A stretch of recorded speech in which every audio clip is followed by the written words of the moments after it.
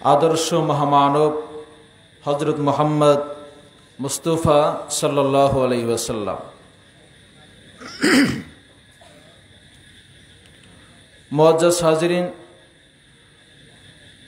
सर्वकालेर सर्वजुगेर सर्वश्रेष्ठ महामानव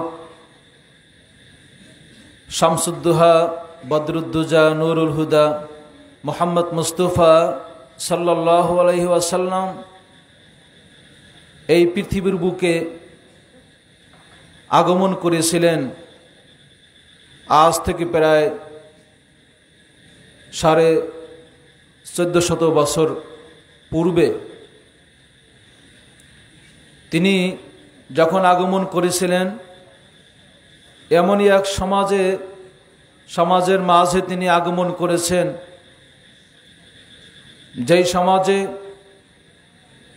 জাহিলিয়াতের অন্ধকার দ্বারা পরিপূর্ণ ছিল। এমনকি সামান্য একটি উটকে পানি পান করানো নিয়ে আগেকার সময় পানি পান করার জন্য কূপ ছিল, সে কূপ থেকে বিশুদ্ধ পানি মানুষ পান করত, পশু পাখিও সেই কূপ থেকে পানি পান করত। পানি পান করার ক্ষেত্রে পালাক্রম ভাগ করা ছিল। একটা উটের পানি পান করা নিয়ে আগে বা পরে সামান্য একটু সমস্যার কারণে দুইটা গোত্রের মাঝে 40 বছর পর্যন্ত যুদ্ধ হয়েছিল শুধু একটি উটকে পানি পান করা নিয়ে। এই 40 বছর যুদ্ধে কত শত শত মানুষ নিহত হয়েছে, আহত হয়েছে, তার কোনো হিসাব নেই। এমনই এক সমাজে রসুল পাক সাল্লাল্লাহু আলাইহি সাল্লাম আগমন করেছেন। শুধু সেই সমাজই পরিবর্তন হয়ে যায় নাই, রসুল পাক সাল্লাল্লাহু আলাইহি সাল্লামের ভূমিকায়, তার অবদানে সারা পৃথিবীটা পরিবর্তন হয়ে গিয়েছিল। মুআজ্জাজ হাজিরিন, রসুল পাক সাল্লাল্লাহু আলাইহি সাল্লামকে যদি পরশ পাথর বলা হয় তাহলেও তার যথার্থ মূল্যায়ন করা হবে না, বরং রসুল পাক সাল্লাল্লাহু আলাইহি সাল্লামের সংস্পর্শে এসে যারা ধন্য হয়েছিলেন তারা সকলেই এক একজন পরশ পাথরে পরিণত হয়েছিলেন। মুআজ্জাজ হাজিরিন, রসুল পাক সাল্লাল্লাহু আলাইহি সাল্লামের জীবন থেকে কোনো একটা অংশ নিয়ে আলোচনা করা, এটা মানে হলো তাম পৃথিবীর সমস্ত সাগর থেকে এক ফোঁটা পানি সাগর থেকে তুলে নেওয়া, বরং তার চেয়েও কম। বিশাল সাগর, সেখান থেকে সামান্য একটু পানি সিঞ্চন করব মাত্র। মুআজ্জাজ হাজিরিন, রসুল পাক সাল্লাল্লাহু আলাইহি সাল্লামের জীবনে সমস্ত নবী রসুলগণ তাদের যে বৈশিষ্ট্য ছিল, তাদের যে গুণ ছিল, তারা যে মহান চরিত্রের অধিকারী ছিলেন, সমস্ত নবী রসুলগণের বৈশিষ্ট্য এবং গুণাবলী আল্লাহ পাক রসুল পাক সাল্লাল্লাহু আলাইহি সাল্লামের জীবনের মধ্যে আল্লাহ পাক দান করেছিলেন। সুবহানাল্লাহ। এজন্য কবি বলেছেন, লিকুল্লি নাবিয়্যিন ফিল আনামে ফাজিলাতুন আজুমলাতুহা মাজমুআতুন ফি মুহাম্মাদি হাদানা বিহির রহমানু মিন জুমলাতিল ওয়ারা ওয়ালাউলাহু মা কুন্না ইলা হাক্কিন নাহতাদি। কবি বলেছেন, এই পৃথিবীর বুকে যত নবী রাসূল আগমন করেছেন প্রত্যেকেরই আলাদা ফজিলত ছিল, কিন্তু সমস্ত ফজিলত, সমস্ত গুণাবলী আমাদের বিশ্বনবী মুহাম্মদুর রাসূলুল্লাহ সাল্লাল্লাহু আলাইহি ওয়াসাল্লামের জীবনে সব একত্রিত হয়েছিল। আল্লাহ পাক তিনি আমাদেরকে তার মাধ্যমে হেদায়েতের রাস্তা দেখান। তিনি যদি না থাকতেন আমরা কিভাবে হেদায়েত পেতাম? ওয়ালাউলাহু মা কুন্না ইলা হাক্কিন নাহতাদি। মুআজ্জাজ হাজিরিন, রসুল পাক সাল্লাল্লাহু আলাইহি সাল্লামের জীবনে হযরত আদম আলাইহিস সালামের আদর্শ, হযরত নূহ আলাইহিস সালামের বীরত্ব, হযরত ইব্রাহিম আলাইহিস সালামের বন্ধুত্ব, হযরত ইসমাইল আলাইহিস সালামের ত্যাগ তিতিক্ষা, হযরত ইয়াকুব আলাইহিস সালামের ধৈর্য, হজরত ইউসুফ আলাইহিস সালামের সৌন্দর্য, হজরত দাউদ আলাইহিস সালামের কণ্ঠস্বর সহ সমস্ত নবীগণের বৈশিষ্ট্য এবং গুণাবলী আমাদের পেয়ারা নবী রাসূল আরবি সাল্লাল্লাহু আলাইহি ওয়াসাল্লামের জীবনে সন্নিবেশিত হয়েছিল। মুআজ্জাজ হাজিরিন,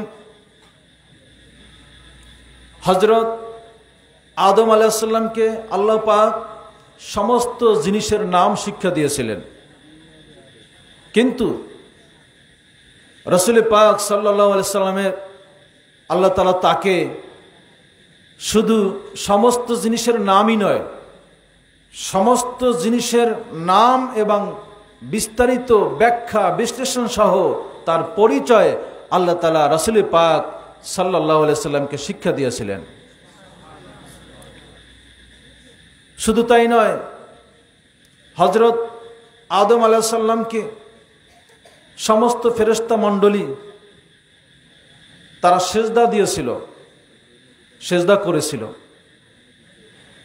কিন্তু রাসূল পাক সাল্লাল্লাহু আলাইহি সাল্লামকে তার পবিত্র নামের উপরে দুরূদ পাঠ করা হয়। শুধু ফেরেশতারাই নয়, স্বয়ং আল্লাহ তাআলা তিনিও রাসূল পাক সাল্লাল্লাহু আলাইহি সাল্লামের উপর দুরূদ পড়েন। তার মানে হচ্ছে তিনি তার উপরে রহমত বর্ষণ করেন। আল্লাহ পাকের দুরূদ মানে কি? রহমত বর্ষণ করা। শুধু আল্লাহ এবং ফেরেশতাই নয়, তাম পৃথিবীর সমস্ত মোমেন মুসলমান তারা সকলে রাসূল পাক সাল্লাল্লাহু আলাইহি সাল্লামের উপরে দুরূদ পাঠ করে থাকে। কিন্তু আদম আলাইহিস সালামকে সিজদা দিয়েছিল শুধু কারা? ফেরেশতা মণ্ডলী। আর তাকে সিজদা দিয়েছিল তাও মাত্র একবার, কিন্তু রাসূল পাক সাল্লাল্লাহু আলাইহি সাল্লামকে তার নামে দুরূদ পাঠ করা হয় অসংখ্যবার, অসংখ্য অগণিত। এমন কোনো দিনের মধ্যে এমন কোনো মুহূর্ত নেই যেই মুহূর্তে রাসূল পাক সাল্লাল্লাহু আলাইহি সাল্লামের উপরে দুরূদ পাঠ করা হয় না। বলেন না সুবহানাল্লাহ। হযরত আদম আলাইহিস সালামকে ফেরেশতা মণ্ডলী যে সিজদা প্রদান করেছিল, ইমাম ফখরুদ্দিন রাজি রাহমাতুল্লাহ আলাইহি বলেছেন সেই সিজদাও দিয়েছিল তাও নূরে মুহাম্মাদির কারণে। বলেন না সুবহানাল্লাহ। কারণ যখন সিজদা প্রদান করেছিল তখন আদম আলাইহিস সালামের ললাটে নূরে মুহাম্মাদি বিদ্যমান ছিল। সেই নূরে মুহাম্মাদির সম্মানে, নূরে মুহাম্মাদির খাতিরে সমস্ত ফেরেশতাকুল আদম আলাইহিস সালামকে সিজদা প্রদান করেছিল। মুআজ্জাজ হাজিরিন, হযরত ইব্রাহিম আলাইহিস সালামকে নমরুদ অগ্নিকুণ্ডে নিক্ষেপ করেছিল। ইব্রাহিম আলাইহিস সালামের জন্য নমরুদের অগ্নিকুণ্ড সুশীতল ঠান্ডা হয়ে যায়, আরামদায়ক হয়ে যায়। তাকে আগুন জ্বালাইতে পারেনি, এমনকি তার শরীরের একটি পশমের ক্ষতি করতে পারেনি। আগুন ঠান্ডা হয়ে গিয়েছিল। কারণ কি? কারণ হলো হযরত ইব্রাহিম আলাইহিস সালামের ললাট, ইব্রাহিম আলাইহিস সালামের কপালে, তার ললাটে নূরে মুহাম্মাদি ছিল। সেই নূরে মুহাম্মাদের খাতিরে নমরুদের অগ্নিকুণ্ড মুহূর্তের মধ্যেই সুশীতল ঠান্ডা হয়ে যায়, আরামদায়ক হয়ে যায়। মুআজ্জাজ হাজিরিন,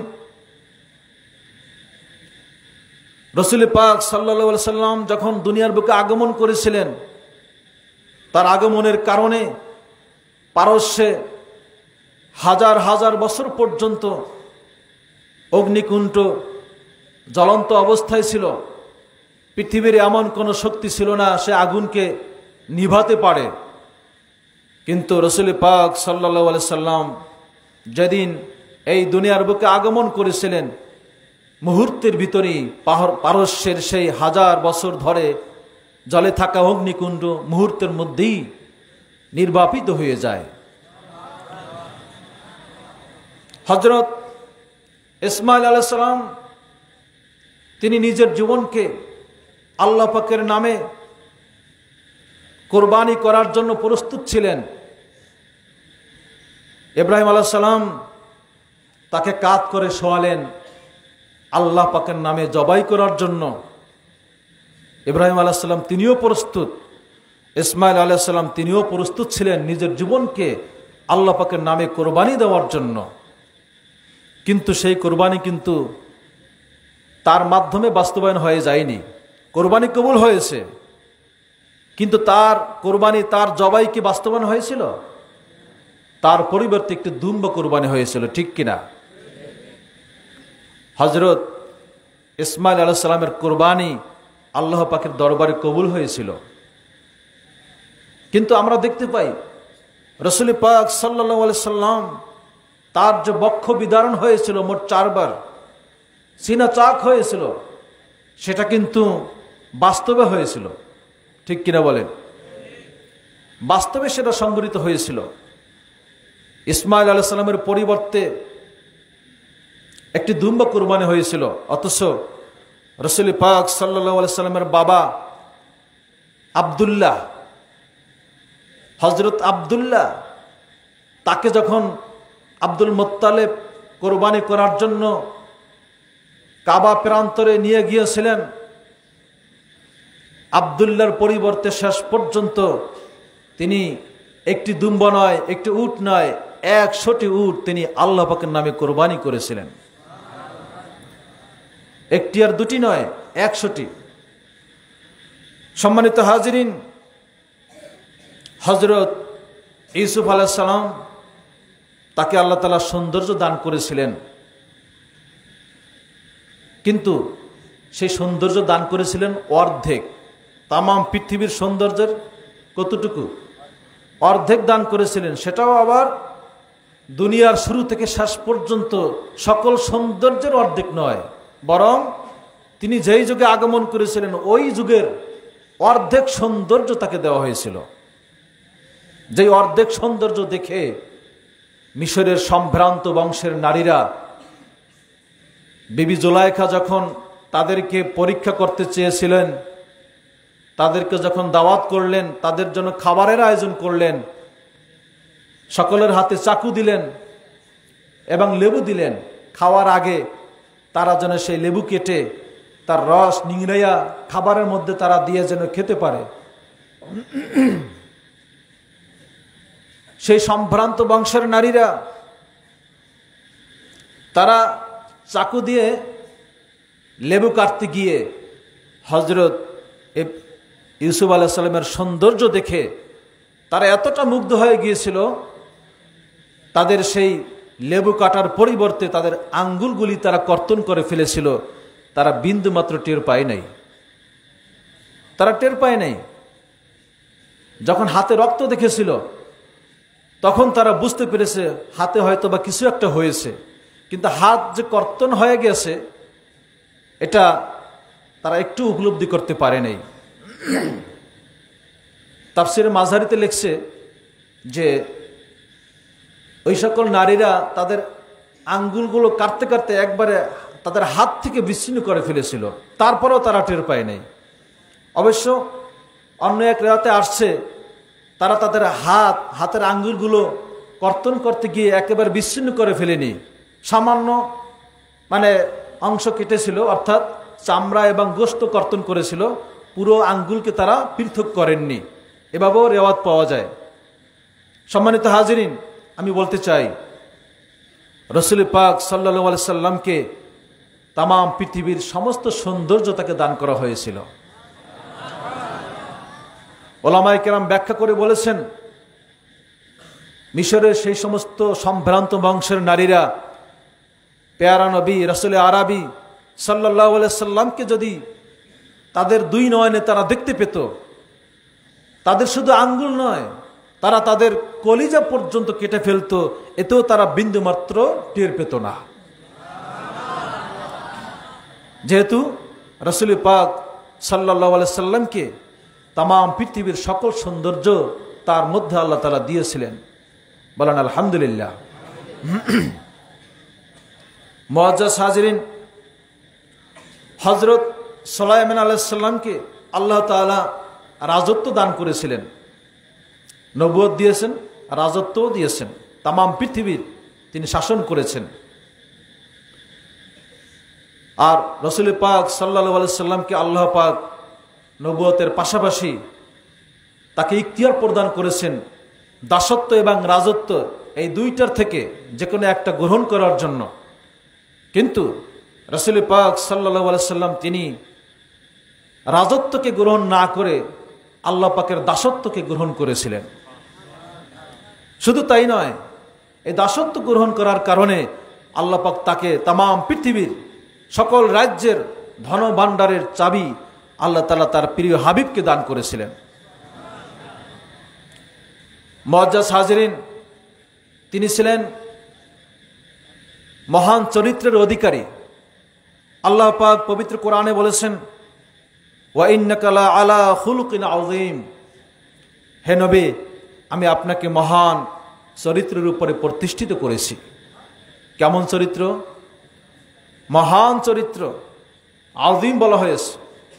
আল্লাহ পাক কিন্তু পবিত্র কোরআনে তার যে সম্মানিত আরশ রয়েছে, আরশকেও আল্লাহ তাআলা কিন্তু আজিম বলেছেন। আরশে আজিম, আরশে আজিম এটা কত বড়! আল্লাহ পাকের আরশ, তার মধ্যে আছে আল্লাহর কুরসি, সিংহাসন, চেয়ার। এই কুরসি এটা কত বড়! তাম পৃথিবী, 7 আসমান 7 জমিন, এক আসমান থেকে আর এক আসমানের দূরত্ব হলো 500 বছরের রাস্তা। দুনিয়ার থেকে এই প্রথম আসমান পর্যন্ত দূরত্ব হলো 500 বছরের রাস্তা। এভাবে করে করে 7 আসমান 7 জমিন সব কিছু আল্লাহ পাকের কুরসির তুলনায় সাহারা মরুভূমির ভিতরে যেন একটা সরিষার দানা। সাহারা মরুভূমি, বিশাল মরুভূমি, এই মরুভূমির ভিতরে একটা সরিষার দানা যেরকম, আল্লাহ পাকের কুরসির সামনে তাম পৃথিবী, 7 আসমান 7 জমিন সব কিছু একটা সরিষার দানার মতো। আল্লাহ পাকের কুরসি আল্লাহ পাকের আরশের কাছে কতটুকু সেটাও বলা হয়েছে যে কুরসিটা আরশের তুলনায় কত ছোট। যেরকম মরুভূমির ভিতরে যদি একটা বালুকণা রেখে দেওয়া হয়, একটা সরিষা দানা যদি রেখে দেওয়া হয়, মরুভূমির তুলনায় সরিষা দানা কত ছোট হবে, আল্লাহ পাকের আরশের তুলনায় আল্লাহ পাকের কুরসিটা তত ছোট। সুবহানাল্লাহ। এখন চিন্তা করে দেখেন, 7 আসমান 7 জমিনের চাইতে আল্লাহ পাকের কুরসি কত বড়। আল্লাহ পাকের কুরসির চাইতে আল্লাহ পাকের আরশ আরো কত বড়। সেই আরশকে আল্লাহ পাক আজিম বলেছেন। আল্লাহ পাক নিজের প্রিয় হাবিব রাসূল পাক সাল্লাল্লাহু আলাইহি সাল্লামের চরিত্রকেও আজিম বলেছেন। চরিত্র 3 ধরনের, খুলুকে হাসান, খুলুকে কারিম, খুলুকে আজিম। খুলুকে হাসান হলো একজন আরেকজনকে আঘাত করেছে, যতটুকু আঘাত করেছে সে ততটুকু প্রতিশোধ নিয়েছে, এটা জায়েজ আছে। যতটুকু আঘাত ততটুকু প্রতিশোধ, তার বেশি নয়, এটা জায়েজ আছে। বেশি করলে সেটা কি হয়ে যাবে? জুলুম হয়ে যাবে, ঠিক কিনা? খুলুকে হাসান। খুলুকে কারিম, একজন আরেকজনকে আঘাত করেছে, সে আঘাতের প্রতিশোধ গ্রহণ করেনি, বরং তাকে ক্ষমা করে দিয়েছে। এটা হচ্ছে খুলুকে কারিম। খুলুকে হাসানের চাইতে খুলুকে কারিম আরো উত্তম। আবার খুলুকে কারিমের চাইতে খুলুকে আযীম এটা আরো বেশি উত্তম। খুলুকে কারিম তো বললামই, আঘাত করেছে ক্ষমা করে দিয়েছে, প্রতিশোধ গ্রহণ করেনি। আর আযীম হচ্ছে আঘাত করেছে, আঘাত ক্ষমা করে দিয়েছে, প্রতিশোধ গ্রহণ করে নাই, বরং ক্ষমা করেই ক্ষান্ত হয় নাই, তাকে আরো তার সাথে আর উত্তম আচরণ, উত্তম ব্যবহার করেছে এবং তাকে কিছু দান করে উপহার দিয়ে তাকে ফেরত পাঠিয়েছে। এবং এই খুলুকে আযীমের ব্যাখ্যায় এরকমও অনেক সময় বলা হয় যে একজন ব্যক্তি সে আমাকে যে আঘাত করলো আমি তাকে মাফ করে দিলাম, প্রতিশোধ গ্রহণ করি নাই। শুধু তাই নয়, যে হাত দিয়ে সে আমাকে আঘাত করলো হয়তো সে তার হাতে ব্যথা পেয়েছে, আঘাত করার কারণে সে কি পেয়েছে? ব্যথা পেয়েছে। আমি উল্টো তার কাছে ক্ষমা চাই, ভাই আপনি আমাকে যে আঘাত করলেন আপনি হয়তো বা হাতে ব্যথা পেয়েছেন, এজন্য আপনি আমাকে মাফ করে দিন। এটাকে বলা হয় কি? খুলুকে আযীম। আল্লাহ পাক তার প্রিয় হাবিব রাসূল পাক সাল্লাল্লাহু আলাইহি সাল্লামকে এই খুলুকে আযীম দিয়ে দুনিয়ার বুকে পাঠিয়েছেন। বলেন না সুবহানাল্লাহ। রাসূল পাক সাল্লাল্লাহু আলাইহি সাল্লাম বলেছেন, বুইসতু লিউতাম্মিমা মাকারিমাল আখলাক। আমি দুনিয়ার বুকে আগমন করেছি উত্তম চরিত্রকে পরিপূর্ণতা প্রদানের জন্য। তার মাধ্যমেই তাম পৃথিবীতে সকল উত্তম চরিত্রের পরিপূর্ণতা রাসূল মাকবুল সাল্লাল্লাহু আলাইহি সাল্লামের মাধ্যমেই হয়েছে। আল্লাহ পাক পবিত্র কোরআনে ইরশাদ করেছেন, লাকাদ কানা লাকুম ফি রাসূলিল্লাহি উসওয়াতুন হাসানাহ। রাসূল পাক সাল্লাল্লাহু আলাইহি সাল্লামের মধ্যে তোমাদের জন্য রয়েছে উত্তম আদর্শ। কিরকম আদর্শ? উত্তম আদর্শ রয়েছে। মুআজ্জাজ হাজিরিন, সাহাবায়ে কেরাম হযরত আয়েশা রাদিয়াল্লাহু তাআলা আনহাকে জিজ্ঞাসা করেছেন যে রাসূল পাক সাল্লাল্লাহু আলাইহি সাল্লামের চরিত্র কেমন? তখন হযরত আয়েশা রাদিয়াল্লাহু তাআলা আনহা তার চরিত্র সম্পর্কে বিস্তারিত ব্যাখ্যা প্রদান করেন নাই, সংক্ষেপে এক বাক্যে জবাব দিয়েছেন, তোমরা কি কোরআন পড়ো না? হ্যাঁ, কোরআন তো পড়ি। এই পবিত্র কোরআনই হলো আমার নবী, আপনার নবী, বিশ্ব নবী রাসূল মাকবুল সাল্লাল্লাহু আলাইহি সাল্লামের চরিত্র। বলেন সুবহানাল্লাহ। উত্তরটা কি অসম্পূর্ণ হয়েছে না যথার্থ হয়েছে? যথার্থ এবং যুক্তিসঙ্গত জবাব তিনি দিয়েছেন এক ভাষায়, এক কথায়, এক বাক্যে, যে তার চরিত্র হলো পবিত্র আল কোরআন। খুলুকুহু আল কোরআন। মুআজ্জাজ হাজিরিন, আয়েশা রাদিয়াল্লাহু তাআলা আনহা তিনি বলেছেন, রাসূল পাক সাল্লাল্লাহু আলাইহি সাল্লাম তিনি কখনো নিজের জন্য কোনো মানুষের কাছ থেকে প্রতিশোধ গ্রহণ করেন নাই। কত মানুষ তাকে আঘাত করেছে, তার কত ধৈর্য ছিল, সবর ছিল, এটা ভাষায় ব্যক্ত করা সম্ভব নয়। মানুষ আঘাত করত, কিন্তু তিনি বদলা গ্রহণ করতেন না নিজের জন্য। হ্যাঁ, যদি কোনো মানুষ ইসলাম বিরোধী কাজ করত, কোরআন বিরোধী কাজ করত, তখন তিনি খুব রাগ করতেন, এত রাগ করতেন যেই রাগ অন্য কোনো মানুষকে করতে দেখা যেত না। এত রাগ হতেন, এত ক্ষিপ্ত হতেন যদি শরীয়ত বিরোধী কাজ হতে দেখতেন। কিন্তু নিজের জন্য কোনো সময় কোনো মানুষকে তিনি আঘাত করেন নাই এবং কোনো মানুষের আঘাতের কোনো প্রতিশোধ তিনি গ্রহণ করেননি। বলেন সুবহানাল্লাহ। এক বেদুইন ব্যক্তি রাসূল পাক সাল্লাল্লাহু আলাইহি সাল্লাম তিনি রাস্তা দিয়ে হাঁটতেছেন, হাঁটতে হাঁটতে এক বেদুইনের সাথে দেখা। রাসূল পাক সাল্লাল্লাহু আলাইহি সাল্লামের পবিত্র গায়ে একটি চাদর ছিল। ওই বেদুইন ব্যক্তি আল্লাহ রসুল সাল্লাল্লাহু আলাইহি সাল্লামকে তার চাদর ধরে এমন জোরে টান দিল, রাসূল পাক সাল্লাল্লাহু আলাইহি সাল্লাম তিনি সোজা হয়ে আর দাঁড়াইতে পারলেন না। তিনি ওই বেদুইন ব্যক্তির বুকের উপর গিয়ে পড়লেন, এত জোরে হ্যাসকা টান দিয়েছে।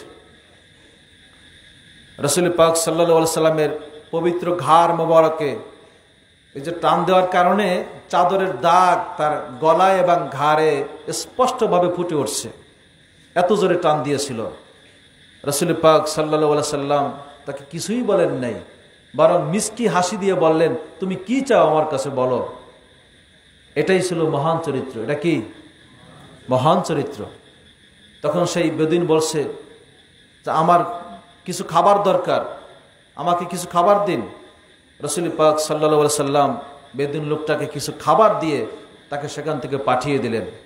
বেদুইন লোকটি আশ্চর্য হয়ে গেল, নবীজির ব্যবহারে মুগ্ধ হয়ে গেল।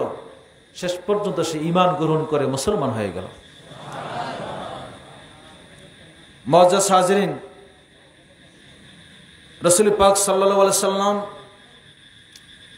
তার সাথে যখন কোনো মানুষের দেখা হতো, আল্লাহ রসুল আগে সালাম দিতেন এবং মুসাফা করার জন্য হাত আগে বাড়িয়ে দিতেন।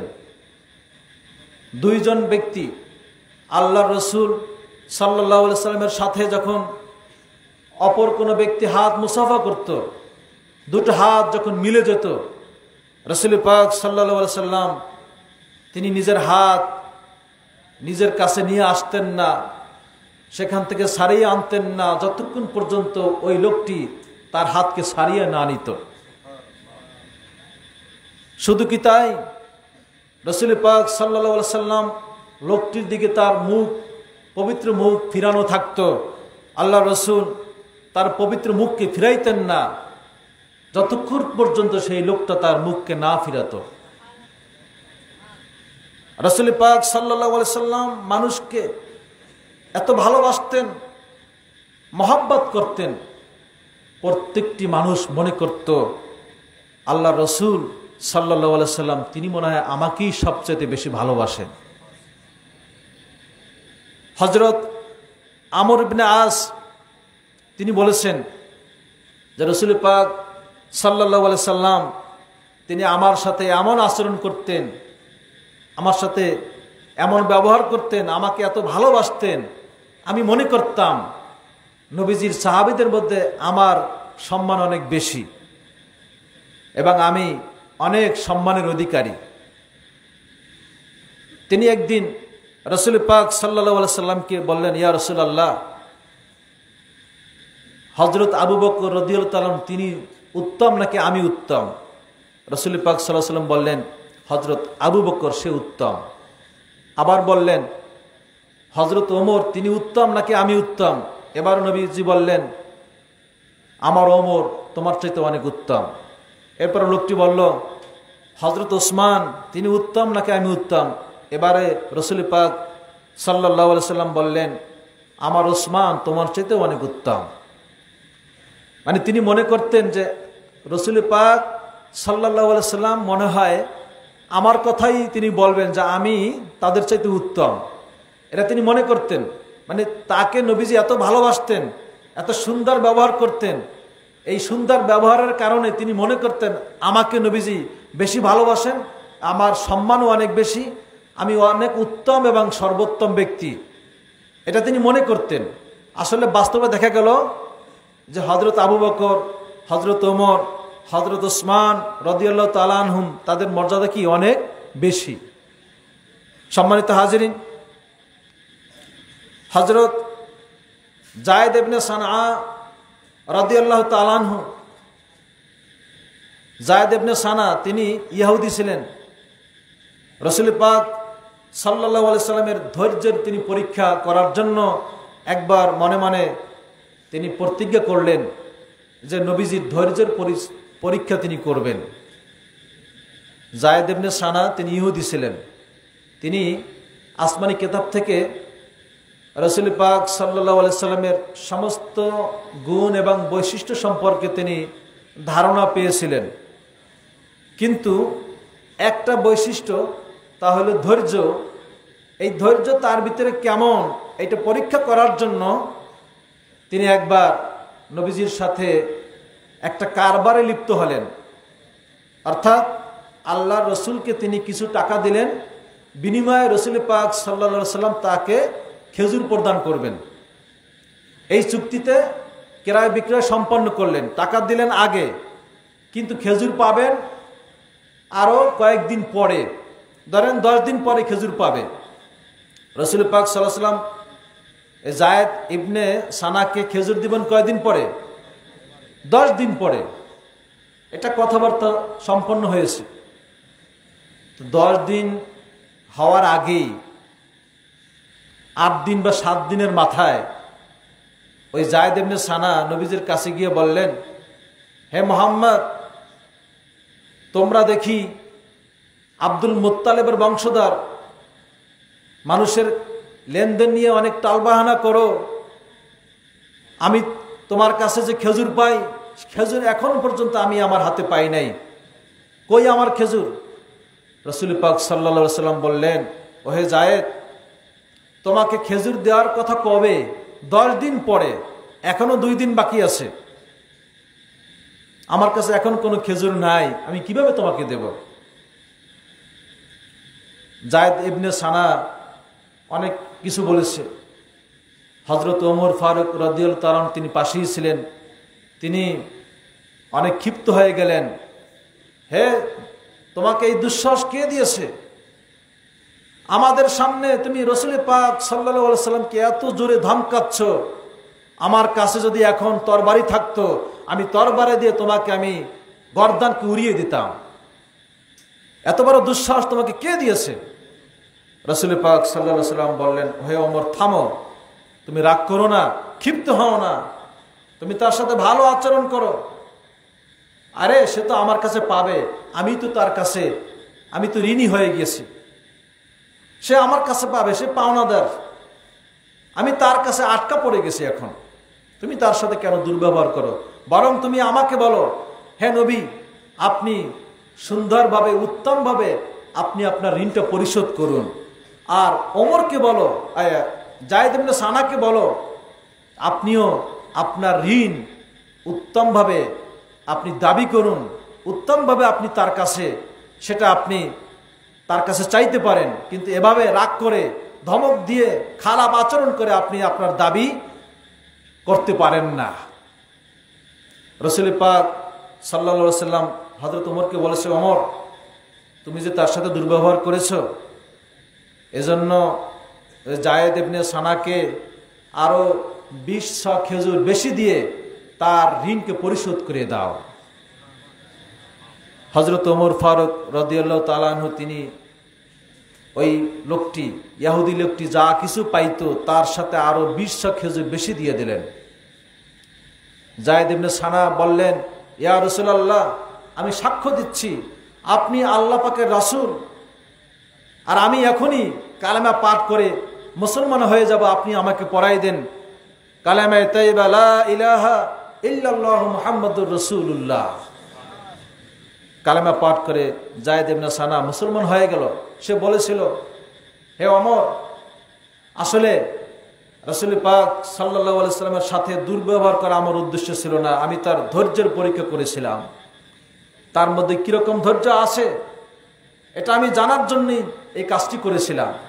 তাকে আমার কষ্ট দেওয়া উদ্দেশ্য ছিল না, আমি যেটা যাচাই বাছাই করতে চেয়েছিলাম সেটা আমি তার মধ্যে পেয়েছি, কাজেই আমার বুঝতে আর বাকি নেই, তিনি হলেন আখিরি জামানার পয়গম্বর মুহাম্মদুর রাসূলুল্লাহ সাল্লাল্লাহু আলাইহি ওয়াসাল্লাম।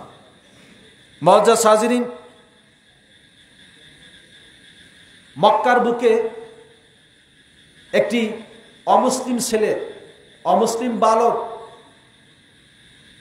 তার মায়ের গায়ে একটি পোশাক ছিল, পোশাকটা এত পুরাতন হয়ে গিয়েছিল, এত জীর্ণশীর্ণ হয়ে গিয়েছিল, সেটা আর পরার মতো উপযুক্ত নয়।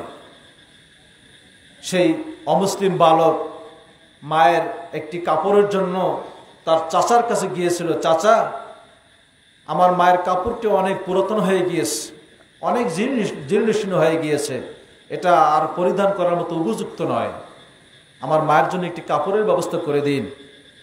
চাচা ক্ষিপ্ত হয়ে তার ভাতিজাকে একটি কাপড় তো দিলই না, বরঞ্চ তাকে আরো ধিক্কার মেরে সেখান থেকে তাড়িয়ে দিল। কাঁদতে কাঁদতে রাস্তা দিয়ে হেঁটে যায়, পথিমধ্যে একটি লোক বলতেছে, ওহে বালক, তুমি কেন কান্নাকাটি করতেছ? বলছে যে আমি আমার চাচার কাছে গিয়েছিলাম এক টুকরো কাপড়ের জন্য, আমার চাচা কাপড় তো দিলই না, বরং আমাকে ধমক দিয়ে তার বাড়ি থেকে তাড়িয়ে দিল, এজন্য আমি কাঁদতেছি।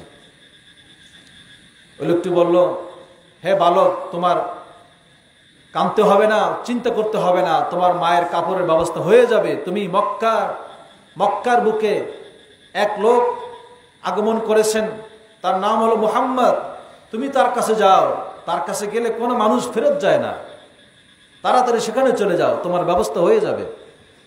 মায়ের কাছে গিয়েছে, মা, আমি তো এভাবে চাচার কাছে গিয়েছিলাম, কাপড়ের ব্যবস্থা হয়নি, আমাকে এক লোক পরামর্শ দিয়েছে মক্কার বুকে নাকি এক লোক আছে যার নাম মুহাম্মদ, তার কাছে গেলে নাকি আপনার কাপড়ের ব্যবস্থা হয়ে যাবে। ওই মা ছিল অমুসলিম, মা বলছে, না না, খবরদার, যার কথা তুমি বলেছো আমি তার সম্পর্কে জানি, তার কাছে কাপড় আনার জন্য যাওয়ার দরকার নাই, কারণ তার কাছে যেই যায় সেই তার দিনকে পরিবর্তন করে ফেলে। যেই যায়, যে লোকই তার কাছে যায়, তিনি সেই লোকের ধর্মকে পরিবর্তন করে ফেলেন, তার ধর্ম আর ঠিক থাকে না, খবরদার, তার কাছে যাওয়ার দরকার নাই। তখন সে মায়ের কাছে বলছে, মা, আমি তার কাছে যাব, গিয়ে আমি প্রথমেই শর্ত করে নিব যে আপনি আমার ধর্মকে পরিবর্তন করতে পারবেন না। আমি আপনার কাছে একটা জিনিস চাওয়ার জন্য আসছি, সেটা দেওয়ার আগে শর্ত হলো এই, আপনি আমাকে বা আমার ধর্মকে আপনি পরিবর্তন করতে পারবেন না। আমি এই শর্ত দিয়েই তার কাছে যাব। মা অনুমতি দিলেন, যাও। গেলেন মক্কার বুকে।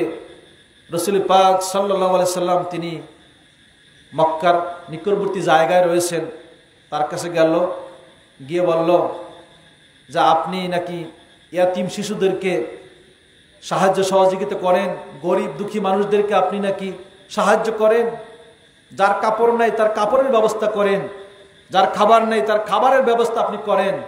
আমি আপনার কাছে কাপড় চাওয়ার জন্য আসছি, তবে শর্ত হলো আপনি আমার দিনকে পরিবর্তন করতে পারবেন না। রাসূল পাক সাল্লাল্লাহু আলাইহি সাল্লাম বললেন, না, তোমাকে আমি দিন পরিবর্তন করতে বলবো না। তুমি কাপড়ের জন্য আসছো, নাও, আমার গায়ে যে চাদরটি আছে এটি নিয়ে তোমার মাকে দিয়ে দাও। বলে সুবহানাল্লাহ। বালকটি এবার রাসূল পাক সাল্লাল্লাহু আলাইহি সাল্লামের পবিত্র চাদরখানা নিয়ে মায়ের কাছে দিল। গিয়ে মায়ের কাছে বলছে, মা, আমি তাকে শর্ত দিয়েছিলাম, তিনি আমাকে ধর্মের ব্যাপারে কিছুই বলেন নাই, যাওয়ার পরেই তিনি তার চাদরটা আমাকে দিয়ে দিয়েছেন। মা তখন বলেছেন, ওহে আমার সন্তান, যেই লোক আমাদেরকে চিনে না, অপরিচিত মানুষ আমরা তার কাছে, এই অপরিচিত মানুষকে যিনি তার গায়ের চাদরটি দিয়ে দিতে পারেন, সেই লোকের ধর্ম অবশ্যই সঠিক ধর্ম, সত্য ধর্ম। আর দেরি করো না, এখনই আমরা দুজনে কালেমা পাঠ করে মুসলমান হয়ে যাব। লা ইলাহা ইল্লাল্লাহু মুহাম্মাদুর রাসূলুল্লাহ পাঠ করে ওই সন্তান এবং মা মুসলমান হয়ে গেল। বলেন সুবহানাল্লাহ। মুআজ্জাজ হাজিরিন, সময় খুবই সংক্ষেপ। রাসূল পাক সাল্লাল্লাহু আলাইহি সাল্লামের জীবন এটা তো একটা সাগর, বরং তার চেয়েও অনেক বেশি। সংক্ষিপ্ত সময়ের মধ্যে আসলে তেমন কিছু বলা সম্ভব নয়। আমার সময়ও শেষ। আল্লাহ পাক যেন রাসূল পাক সাল্লাল্লাহু আলাইহি সাল্লামের জীবনের আদর্শ আমরা যেন আমাদের জীবনে ধারণ করতে পারি, তার সুন্নাহ অনুযায়ী আমাদের জীবনকে আমরা গঠন করতে পারি। আল্লাহ পাক আমাদের সকলকে সেই তৌফিক দান করুন। সকলে বলে আমিন। ওয়া আখিরু দাওয়ানা আনিল হামদুলিল্লাহি রাব্বিল আলামিন। আসসালামু আলাইকুম ওয়া রাহমাতুল্লাহ।